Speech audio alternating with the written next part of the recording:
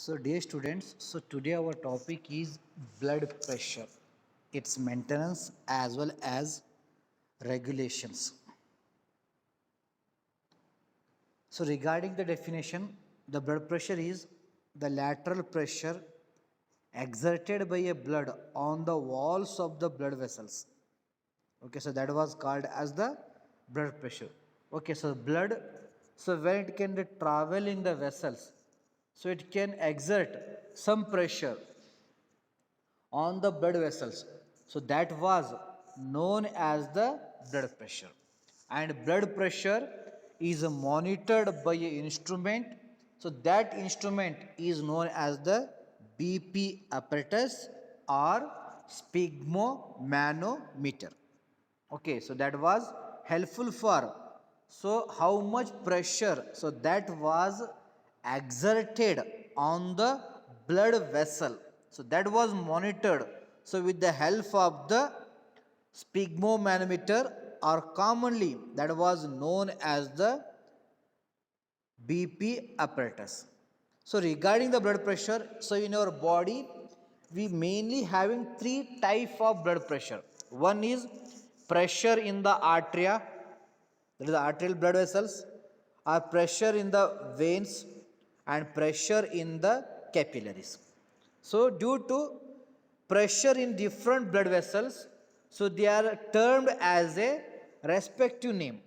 Okay, so in the arterial blood pressure, so that was known as the arterial BP. So the normal arterial blood pressure is 110 to 140 oblique, that is bar, 60 to 80 mmHg. So here the unit of blood pressure is mmHg or millimeter mercury. Okay, so in the arteria, the blood pressure on the arterial vessels is 110 to 140 divided by, that is oblique, bar, 60 to 80 mmHg.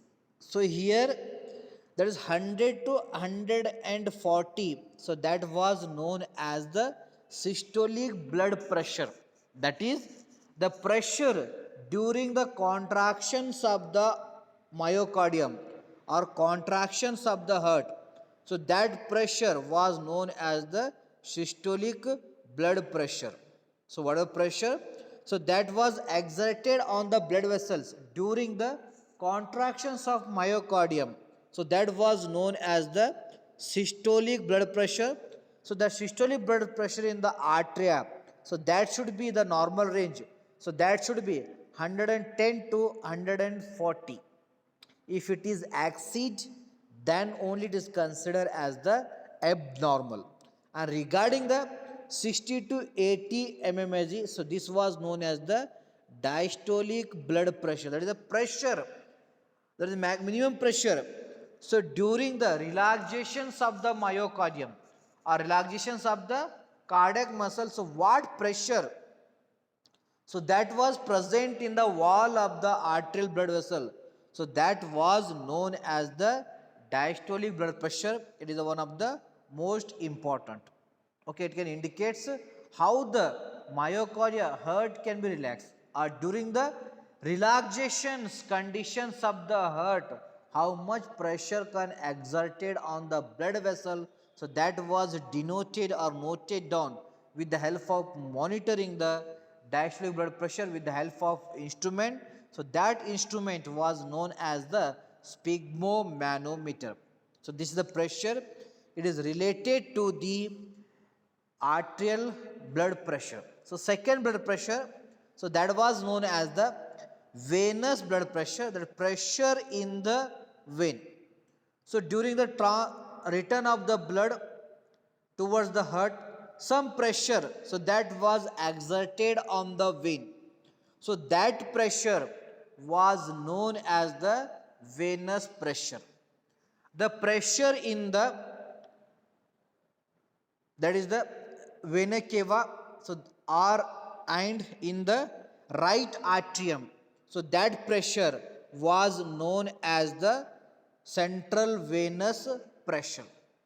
Okay, and the pressure in the existing blood vessels, that is regarding the veins existing, so those are known as the peripheral venous pressure. Once again, the venous blood pressure having the two main component. One is the central venous pressure and peripheral venous pressure or peripheral resistance. Central venous pressure, it can reflect the pressure in the vena cava, maybe superior vena cava or inferior vena cava, and as well as the pressure in the right atrium. So that pressure was known as the central venous pressure. Okay, so already you know regarding the pressure in the right atrium, that should be 5 to 6 mmSg. So that is known as the central venous pressure. And pressure in the peripheral vein or existing vein, so that pressure was known as the peripheral venous pressures. For example, the jugular vein. So these vein carries the deoxygenated blood from brain to towards the superior vena cava or heart. That is the work of the jugular vein. So jugular vein, it can collect the impure blood or deoxygenated blood from the central nervous system or from the different parts of the brain, then drain into superior vena cava or heart. So that jugular vein having the pressure, venous pressure is 5.1 mmSg. Okay, so regarding the dorsal venous arc of foot, so this is the vein, it can collect the deoxygenated blood from the leg.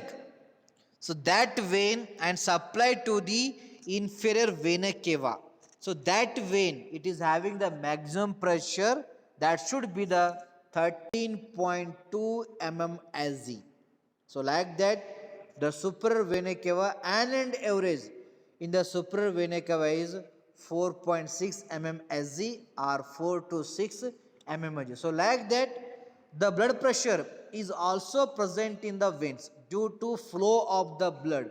It can exert it. So but regarding the venous pressure, so that was maximum in the leg or in the lower part of the body. So that should be 13.2 mmSg. So then the third blood pressure, so that was known as the capillary blood pressure. That is, or also known as the capillary hydrostatic pressure. That is the pressure exerted by the blood on the capillaries is called capillary blood pressure or capillary hydrostatic pressure. Nothing but in the blood the fluid is present or water is present. So due to flow of the water or exchange of water or movement of fluid, it exerts some pressure, okay, on the capillaries. So due to that reason, the whatever the pressure is present in the capillaries, so that was known as the capillary hydrostatic pressure or capillary blood pressure. So dear students, so in the arterial end, so whatever the capillaries, so they are present in the arterial end, and arteria always carries the that is oxygenated blood towards the organ and towards the cells and tissues. So those capillaries, so they are present in the arterial end. So those will be having the 30 to 32 mmSg pressure, because in the arteria the maximum systolic blood pressure is 110 to 140 mmSg. But so that pressure in the capillaries towards the arterial end, so that should be, okay, so those are capillaries.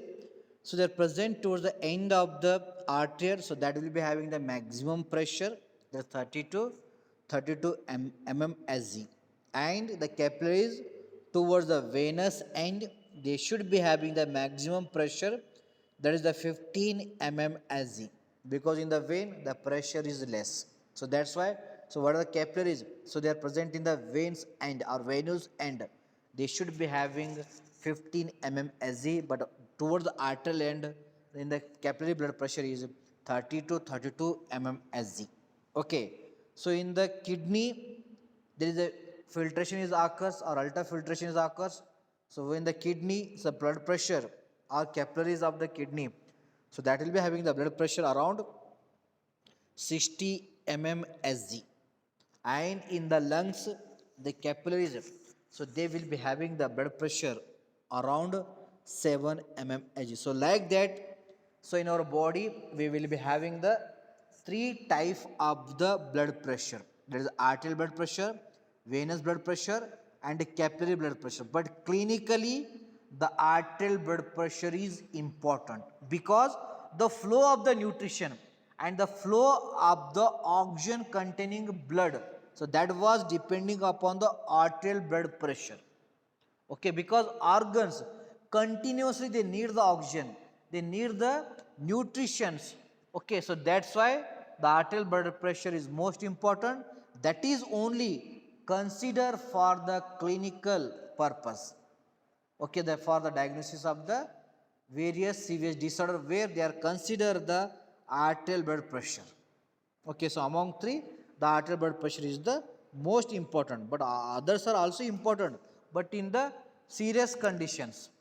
Okay, so next one we learn regarding the arterial blood pressure because it is clinically important. So dear students, so the arterial blood pressure, it will be mainly having the two components. Okay, one is the systolic blood pressure and another one is the diastolic blood pressure. Okay, the systolic blood pressure is nothing but the maximum pressure in arteries during systole of heart. That is the contractions of cardiac muscles or myocardium, whatever the maximum pressure, so that was present in the arteries. So during the contractions of heart or systole of heart, so that blood pressure is known as the systolic blood pressure, and commonly it is written as a SBP, that is systolic blood pressure. Okay, that is the normal range is 142, that is 110 to 140 mmHg, and an average is a 120 mmHg.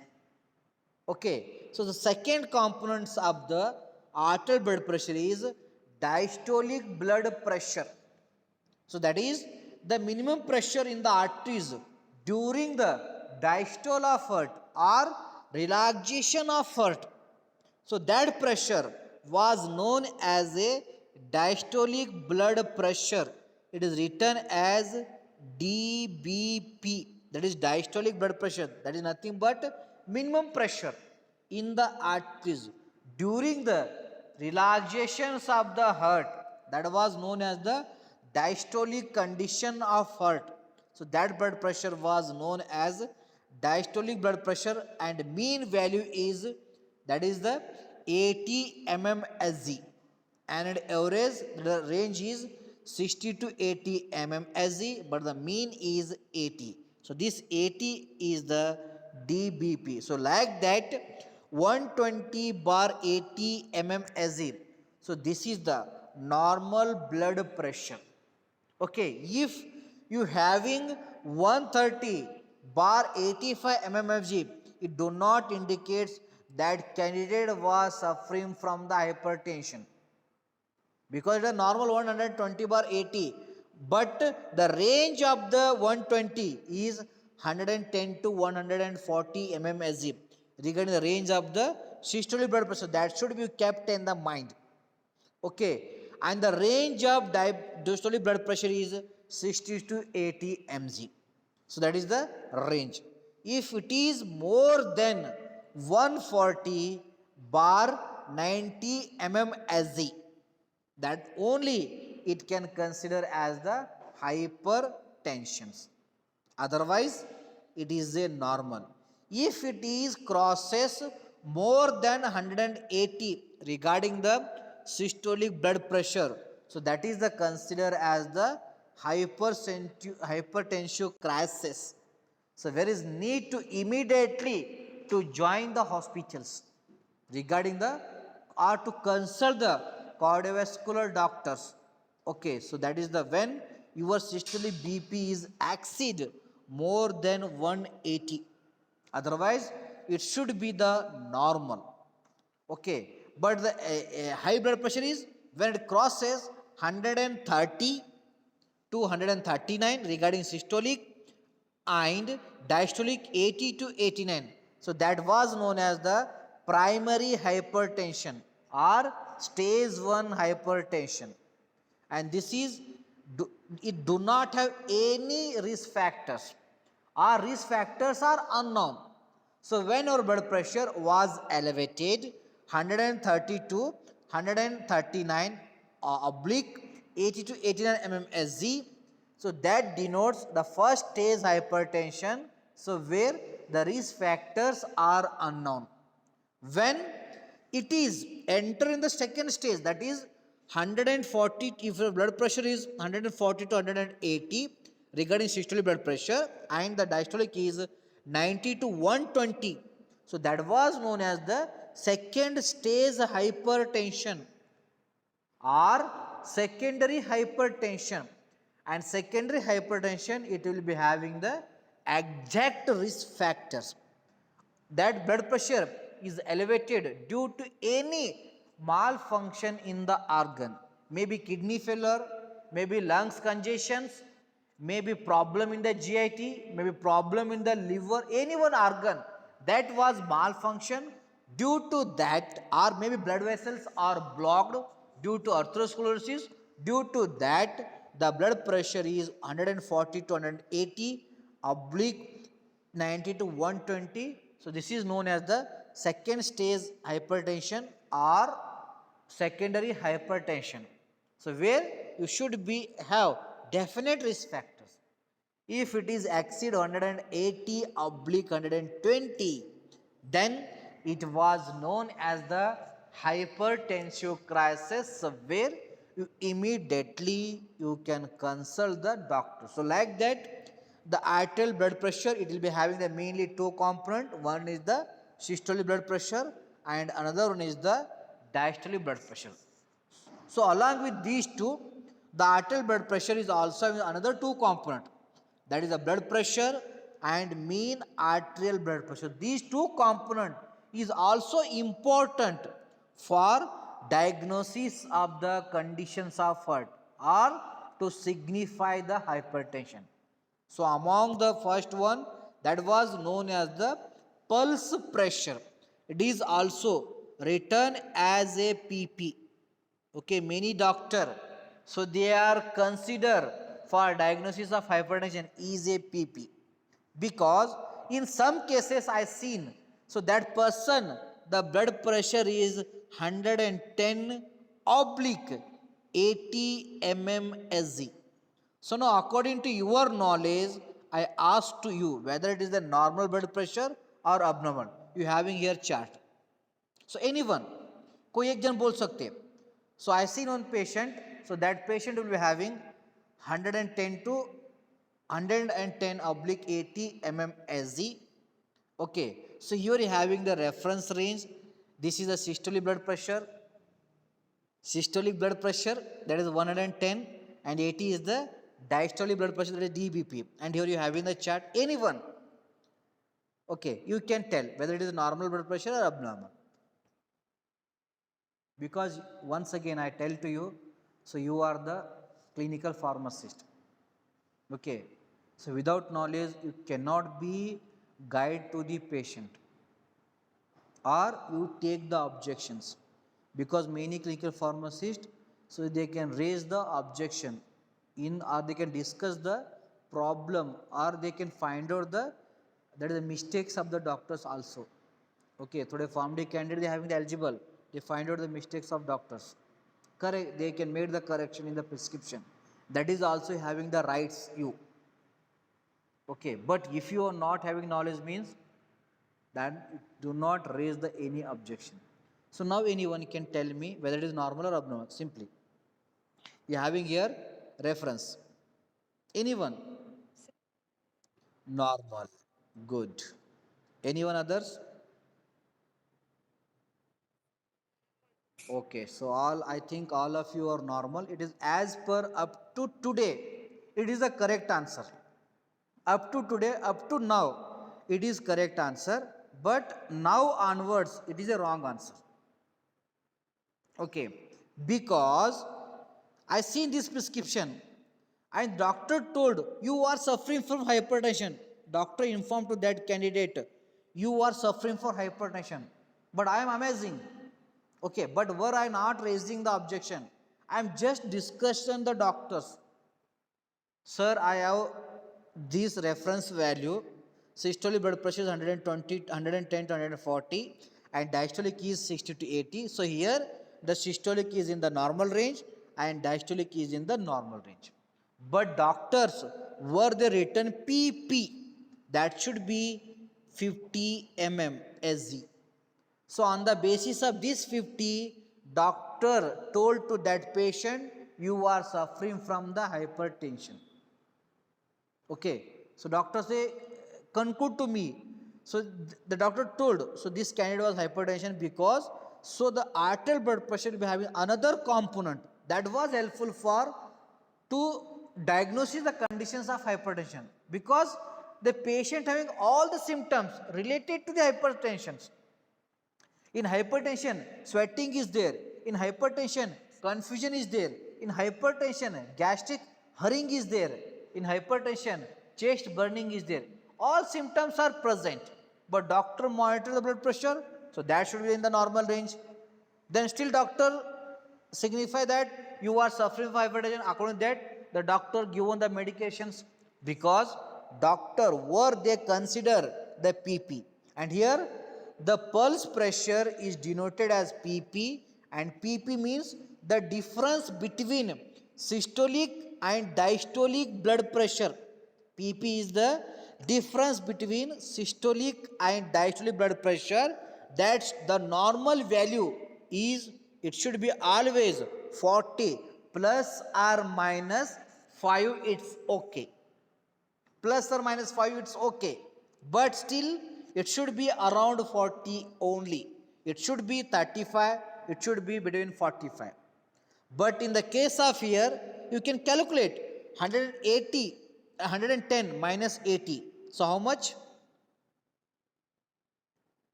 कितना होता अंदाजा से? It is 30.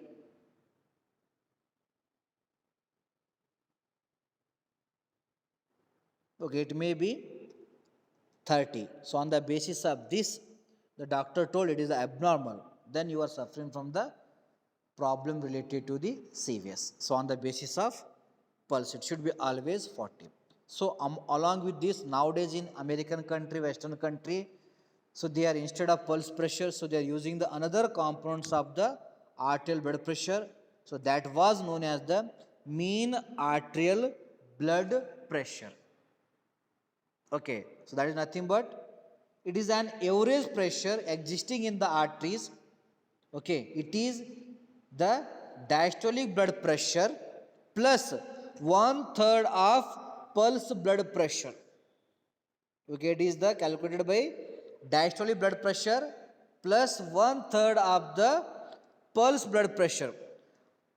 Okay, so it should be the mean value is 93 mmSg, because our annual average, the mean value of diastolic blood pressure is 80, and 1/3 of blood pressure is, that is 40, is 13, and 13 plus 80, so that should be 93. It should be always 93.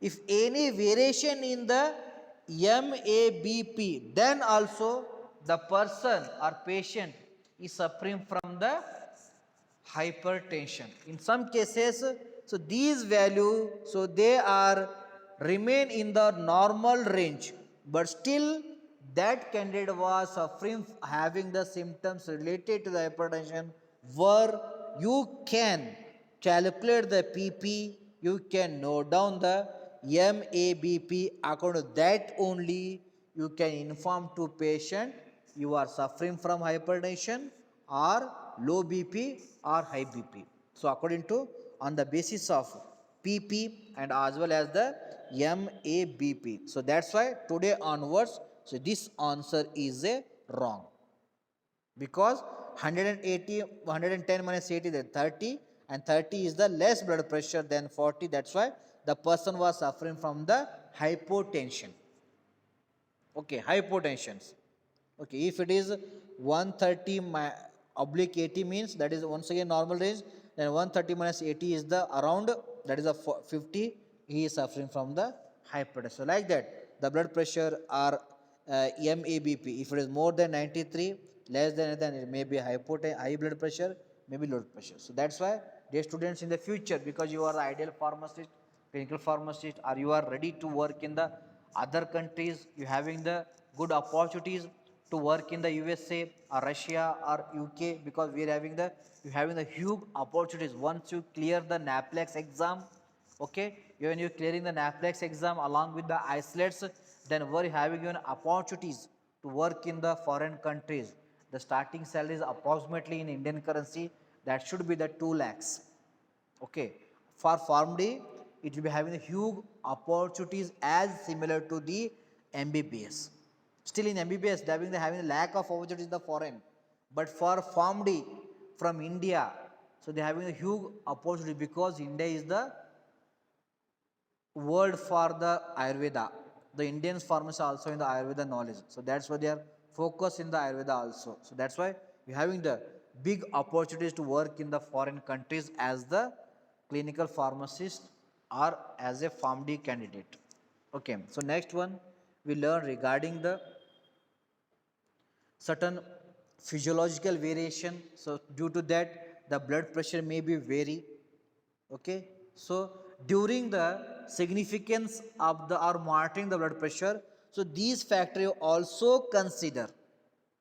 Okay, so when you monitor the blood pressure, then where you plan to write the medication or signify the conditions of the heart, then also you should be consider these following physiological variations. First one is, you can consider the significance of blood pressure or reading of blood pressure regarding the age, because dear students, so as the age is increases, the blood pressure is also increases. In the puberty, the systolic blood pressure is 120 mmHg. So when the person crosses the 50 years, the blood pressure is 140 mmHg regarding systolic, oblique 85 mmHg. Okay, if the person crossing 80 of the age, that person should be having the blood pressure 180 mmHg oblique 95 mmHg. So where you can consider the age also to signify or to conclude the that patient's report. Okay, as the age is increases, the blood pressure is also increases. So that's why you consider age also for significance or by monitoring the blood pressure in the patients. And second one is the genes. Certain gene variations or certain families, due to genetic nature or genetic property, so the people having high blood pressure, but they do not have any symptoms, any abnormalities, but due to genes, so they always suffering from the, or they are always having the high blood pressure. So that is also considered. So that's why when you are going to the hospital, when your blood pressure is high, the doctor asks to you, first question, in your family who is suffering from high blood pressure or hypertension, regarding your mother or father, or your mother's father and mother, and here from here your mother, father's mother and fathers. So like that they take the that is the family history. From family history we are counseling regarding family history, then only you can know it is the gene related factors, because they that candidate do not have any symptoms, but blood pressure is high, that was related genes. That is also consider there are physiological variations when you can concluding the conditions. Next one is the lifestyle and habits. So dear students, so those are consuming too much salt, too much alcohol, they if they having the obese and overweight, and they having smoking, and they having the getting the enough exercise. Okay, so such people always having the high blood pressure. Okay, if the person having high blood pressure, but person do not have any excess of salt intake or alcohol, or weight is normal, no smoking, for them you can note down the physical activity.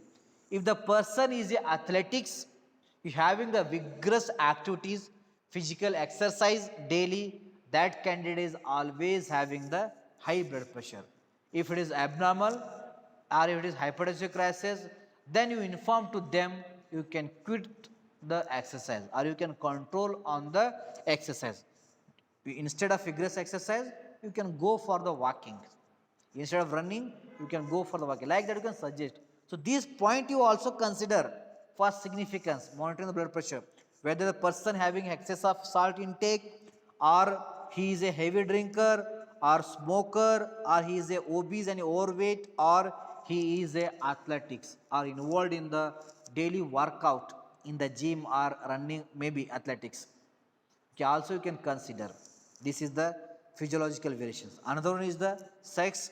So dear students, the female in the adult before age of 60, the female always having 5 mmHg less blood pressure as compared to the male. So after menopause, stoppage of the menstrual cycle in the female, were that female having blood pressure equal to the male. Okay, before menopause, during the menarche, okay, the female always having less blood pressure as compared to male, about 5 mmHg. But after menopause, stoppage of the menstrual cycle, were the female having more blood pressure, that is equal to blood pressure. But after crossing the 60, the woman is always having the more blood pressure as compared to the female, due to, that is male, due to hormonal imbalances. Okay, after 60, the before 60, the female having less blood pressure, but after 60 of the age of, okay, in years, that female having more blood pressure as compared to the male. This is also you can consider. Next one, race and ethnicity. Certain races or ethnicity, so okay, belongs to those families. So those people from that country always having the high blood pressure. Like example, there is the people of Cubano or Puerto Rican or Dominicans. So these people always risk to the high blood pressure, always having the high blood pressure. So that is also you can consider certain races and ethnicity. And also you can consider the meal. So dear students, just after the meal, the blood pressure is increases. So due to increase the cardiac output. That is also considered. Immediately after the meal, the blood pressure is increases. Then second one, other point is you will also consider the sleep. During sleep, the person is having decreased blood pressure about 15 to 20 mmHg. Okay, so during sleep, the blood pressure is decreases. So that is about 15 to 20 mmHg. Okay, that much the blood pressure was decreases. It may not mean that you are always go to sleep, because laziness is also responsible for high blood pressure. If you are a student, you should be have sleeping time 6 to 8 hours minimum, maximum up to 10 hours. If it is more than 10 hours, then you are also suffering from the hypertension or high blood pressure. Okay, next another one is the diurnal variation is there. In the morning, the blood pressure always low. In evening, also the blood pressure is low. But afternoon, the blood pressure is maximum due to increase in the temperature or any. So these are known as the diurnal variations. It is also you can consider when you monitor the blood pressure of the patient, whether it is the morning or whether it is the evening. So where the blood pressure is having slightly low, but whether it is the afternoon, so where the person having the high blood pressure. These are the various physiological variation, so that should be considered. So during the monitor of the blood pressure. Okay, so next one we can discuss regarding the regulations of arterial blood pressure. So next we continue regarding the factors which can regulate the arterial blood pressure. So first one system that was helpful for regulations of blood pressure is nervous mechanism or short term regulatory mechanism, that is the vasomotor center, baroreceptor, chemoreceptor. So these are sensory receptor present in our body. So they are helpful for to normalize, to increase or decrease the blood pressure. Then second, that is renal mechanism or long-term regulatory mechanism for long time. So this system was responsible for regulations of blood pressure. That is renin, angiotensin, aldosterone system. So that's why any abnormalities in ear, then we are suffering from the hypertension, yeah, hypotension. So next one, that was the hormonal mechanism. Certain local hormones are there, so they are secreted in our body. So those are increase the blood pressure or decrease the blood pressure. And the hormones, so they are increase the blood pressure are adrenaline, noradrenaline, thyroxine, aldosterone, vasopressin, angiotensin, and serotonin. So these are the hormones. If they are religious means, so they are increase the blood pressure. And certain hormones are there, so they are decrease the blood pressure. If they are religious means, so they always decrease the blood pressure. Example, prostaglandin, histamine, vasoactive intestinal peptide, acetylcholine, atrial natriuretic peptide, also known as ANP, then brain natriuretic peptide, it is known as BNP, and C-type natriuretic peptide, that is CNP. These drugs, they are responsible to decrease the blood pressure. So during increase of blood pressure, automatically this atrial natriuretic peptide released from the heart, myocardium, and brain natriuretic peptide released from the brain, and C-type natriuretic peptide released from the brain. Then automatically they dilate the blood vessel and decrease the blood pressure. This is defense mechanism. So these are secreted in our body. So they are responsible to decrease the blood pressure. Next one is the local mechanism. Certain local hormones are there. Some increase the blood pressure by causing the constriction or decrease the size of blood vessels. So those are known as the vasoconstrictor, like endothelins, thromboxane A2, prostacyclin. They are increase the blood pressure by decreasing the diameter of the blood vessels. And regarding vasodilators, so these, that is the carbon dioxide, lactate, hydrogen ion, adenosine. So they are decrease the blood pressure by increasing the diameters of the blood vessels. As the diameter increases, automatically the blood pressure is decreases. So as the diameter decreases, automatically the blood pressure increases. So those drugs, so they decrease the diameter, those are known as a vasoconstrictor, and those drugs, they increase the diameter of blood vessel, those are known as the vasodilator. So like that, so these are the various components. So those are involved in the regulations of the arterial blood pressure. Okay, so among one, many times in exam they are asking regarding, discuss regarding the nervous mechanism or short-term regulatory mechanism, and maximum time they are asking describe about long-term regulatory mechanism involved in the regulations of blood pressure or renal mechanism. So now we will discuss regarding short-term and long-term. Okay, so first one regarding the vasomotor center. So dear students, so vasomotor center is nothing but these are the group of neurons present in the medulla, okay, medulla oblongata. So medulla oblongata is a part of brain. So where it is having particular type of neurons, they group together in particular places. So that places is known as the cardiovascular center or vasomotor center. And this vasomotor center, it's play important role in the regulations of the blood pressure. If the blood pressure increases means the same system can decrease the blood pressure. If the blood pressure decrease mean the same system it can increase the blood pressure. Because so this vasomotor center, once again it will be having the three area. One is the vasoconstrictor area. Activation of this area, the diameters of the blood vessel is decreases. That was known as the contractions of blood vessels. Okay. And another area, that is the vasodilator area. So this area is responsible for to decrease the increased blood pressure. So when the blood pressure is increases, so this system or this area helpful for to decrease the blood pressure through by causing the vasodilatations, that is the dilatations of the blood vessels. And third area, that is the sensory area. So this area, it can act as a switch in the vasomotor center. It can control the vasoconstrictor area or vasodilator area according to the blood pressure in the blood vessels with the help of sensory nerve like a gasopharyngeal and vagal. So vagal nerve, it was innervated in the GIT, innervated in the heart. GIT में present रहता, वहाँ से निकलता and as well as in the heart.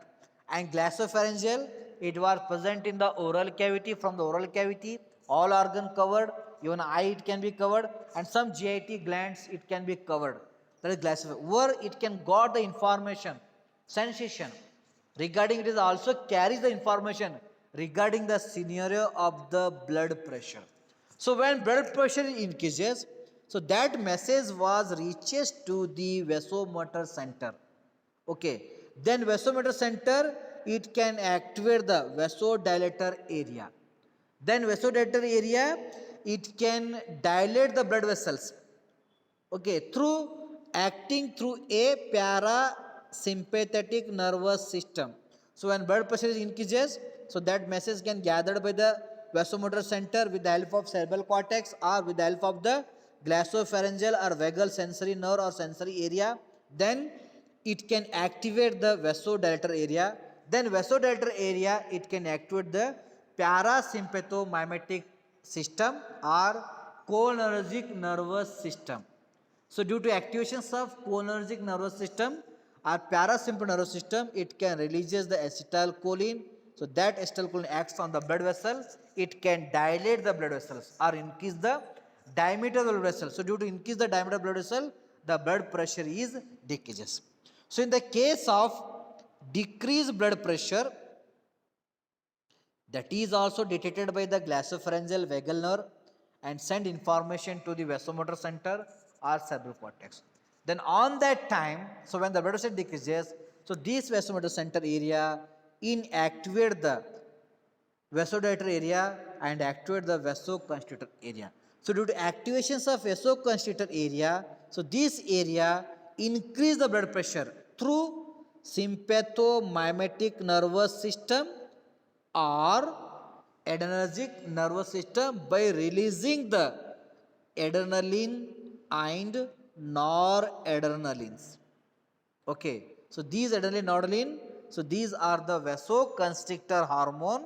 So they act on the blood vessel and decrease the size of the blood vessel. That was known as the vasoconstriction. So due to decrease the size or diameters of blood vessel, the blood pressure is increases. So like that, the vasomotor center, it was helpful for to regulate the blood pressure for shorter duration with the help of vasoconstrictor area, vasodilator area or sensory area by utilizing the systems like sympathomimetic or adrenergic with the help of adrenaline and noradrenaline or parasympathomimetic or cholinergic with the help of the acetylcholine. So like with that, so this area, it was present in the medulla oblongata. That was helpful for regulations of the blood pressure. So next one, that was the baroreceptors. So dear students, so baroreceptors are the sensory area or it is the detectors. Okay, so already you know nowadays, so some detectors are working near to you, that is the thermal detectors.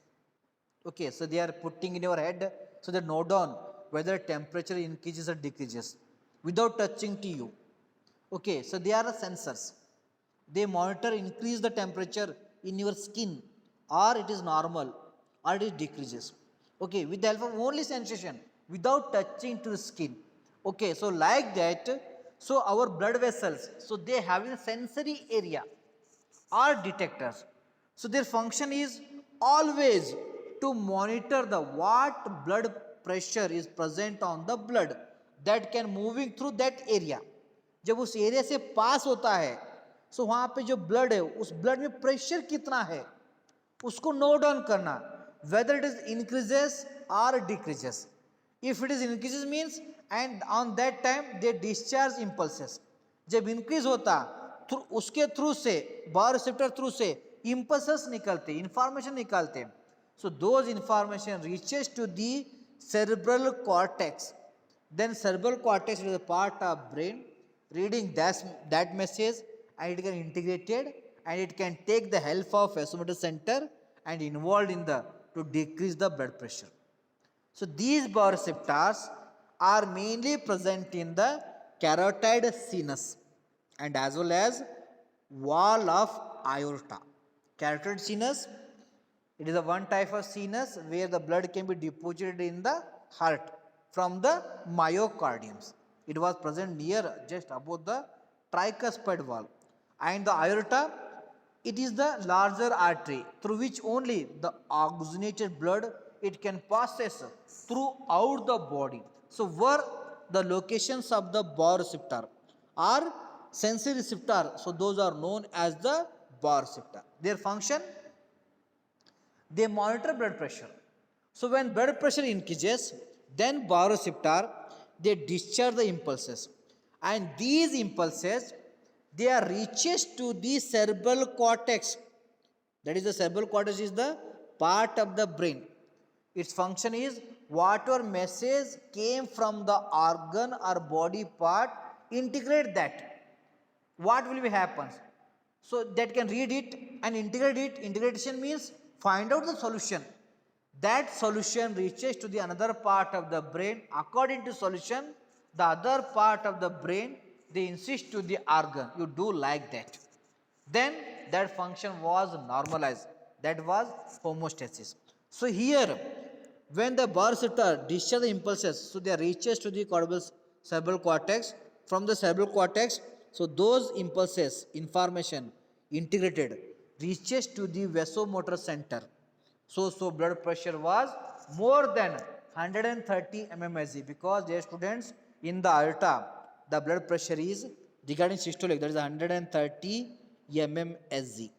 If it is exceed more than 130 mmHg, then only baroreceptor they can discharge the impulses, and those impulses reaches to the cerebral cortex and vasomotor center. So on that time, so when the vasomotor center get the information from the baroreceptor, on that time it can inhibit the vasoconstrictor area and it can activate the vasodilator area.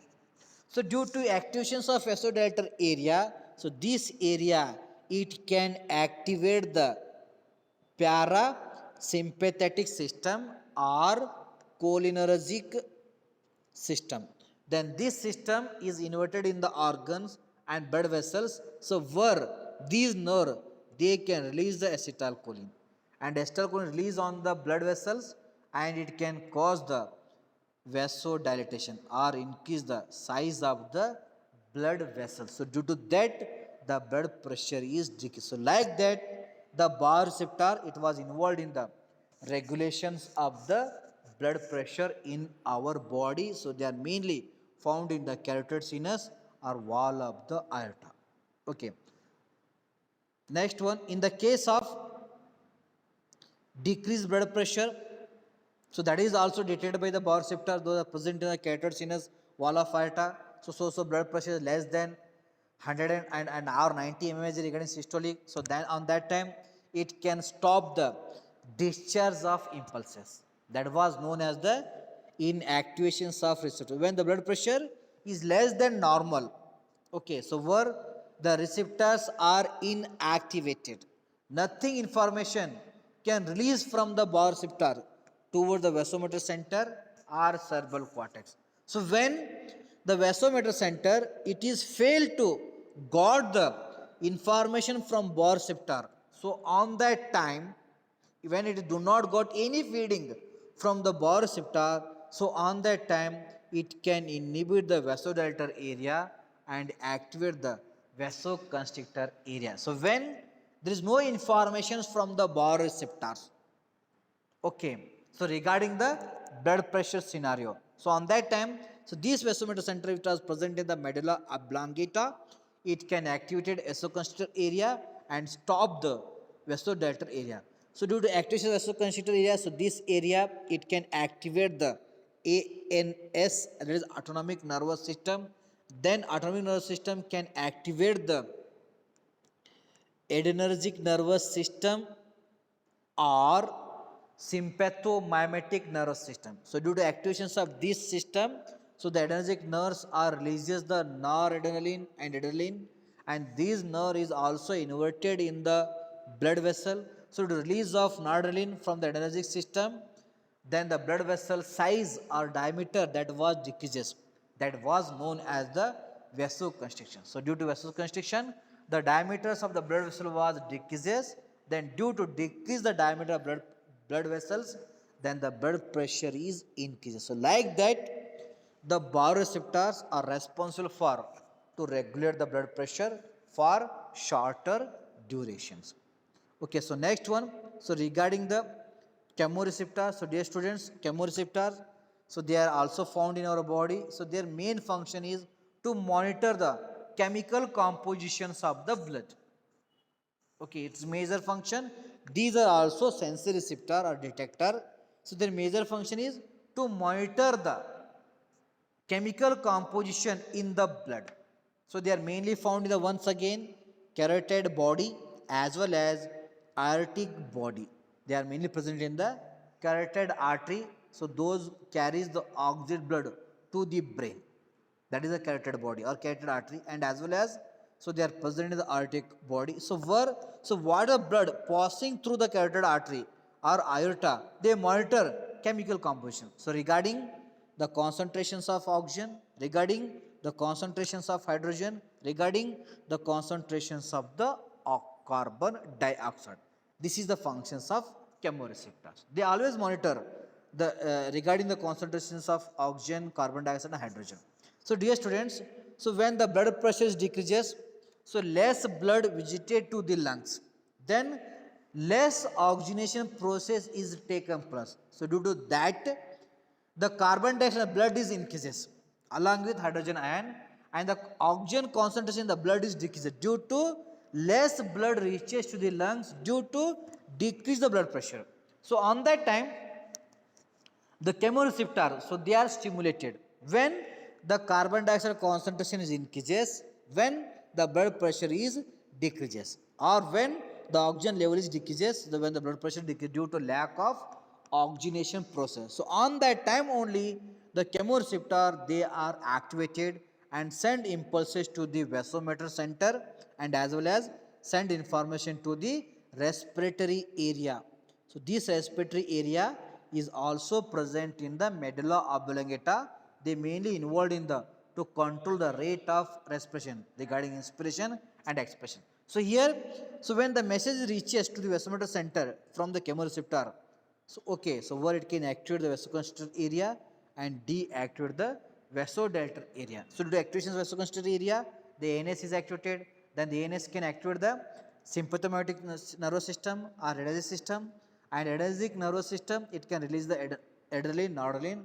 Then those are decrease the diameters of blood vessel, that was known as the vasoconstriction. So due to vasoconstriction, the blood pressure is increases. And another side, so they inform to respiratory area, and respiratory area it can enhance the inspiration as well as expiration. So like that, our blood can got the more oxygen and release the or expel the more carbon dioxide. So like that, the chemoreceptor, so this is are also helpful for to regulations of blood pressure by monitoring the oxygen, carbon dioxide, and hydrogen ion concentration from the blood for short-term regulatory mechanism involved in the blood pressure. So next one we can discuss regarding the long-term.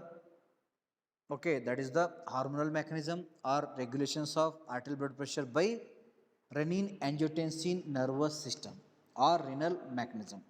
So dear students, so as the blood pressure decreases, so less blood can reach to the kidney, then automatically the plasma sodium is decreases, the plasma water decreases, and as well as the blood pressure is decreases. So in this condition, the less blood can vegetate to the kidney. So in the kidney, when the less blood is vegetated, then the kidney was suffering from the one condition. So that condition was known as the renal ischemia. So due to renal ischemia, or when the blood pressure is less less blood visited the kidney, then kidney can releases the renins. So dear students, so this renin, it can convert angiotensinogen. So angiotensinogen is one peptide or protein secreted from the liver and present in the blood as inactive. Okay, it's secreted from the liver and present as inactive in the blood. So when blood pressure is decreases, then kidney release the renin, and in presence of renin, so angiotensinogen that was converted into angiotensin 1. So when this angiotensin 1, it can reaches to the lung, so where the another enzyme is present that was known as the angiotensin converting enzyme. Okay, and this enzyme in the lungs, it can convert angiotensin 1 into angiotensin 2. Then angiotensin 2 acts on a blood vessel where it can cause the contractions of blood vessel. So due to that, the blood pressure is increases. Okay, when the blood pressure is less, then kidney suffer from renal ischemia, then only it can release renin. So that renin can convert angiotensin into angiotensin 1. Then the angiotensin 1 reaches to the lungs where this enzyme is present, that is angiotensin converting enzyme. Okay, that enzyme convert angiotensin 1 into angiotensin 2, and same enzyme is also required for the metabolism of bradykinin. Okay, that is another part. Then angiotensin 2 is a powerful vasoconstrictor. It can act on the blood vessel and causes the contractions of blood vessels. Due to that, the blood pressure is increased. So like that, so this system was involved in the regulations of blood pressure. So when the blood pressure is increases, automatically the kidney can stop the release of renin, and lack of renin, the angiotensin 1 cannot form, and lack of angiotensin 1, the angiotensin 2 cannot form, and lack of angiotensin 2, there is no vasoconstriction and there is no blood pressure was increases. Instead of increases, it was decreases. And another side, so this angiotensin 2 was converted to angiotensin 3 and angiotensin 4. So these are also acts on the different organs. Then according to that only they can be involved in the regulations of blood. For example, angiotensin 3, it can helpful for to release the antidiuretic hormones. Okay, so then antidiuretic hormone, it acts on the kidney, inhibit the excretions of sodium and water. Then the sodium level increases in the blood, water level increases in the blood, then blood volume is increases, automatically the blood pressure is increased. So like that, so this renal mechanism or long-term regulation, they are involved in the regulations of the blood pressure. So whatever nowadays, whatever drugs are there, so they can control the blood pressure by acting any one of the phase. Some drugs are there, they inhibit renin release, then they helpful for to manage the blood pressure.